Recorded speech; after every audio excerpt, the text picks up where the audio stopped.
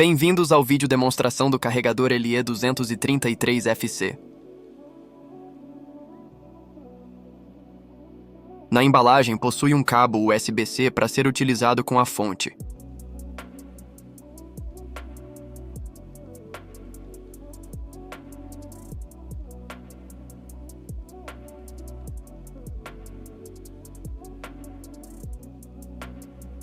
A fonte é feita de plástico, possui especificações técnicas detalhadas diretamente na própria fonte.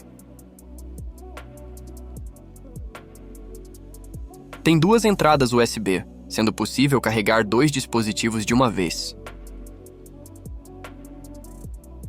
Pronto!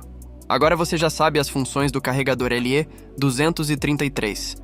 Se tiver qualquer dúvida, é só voltar o vídeo ou nos contatar pelo suporte técnico. Obrigado por assistir.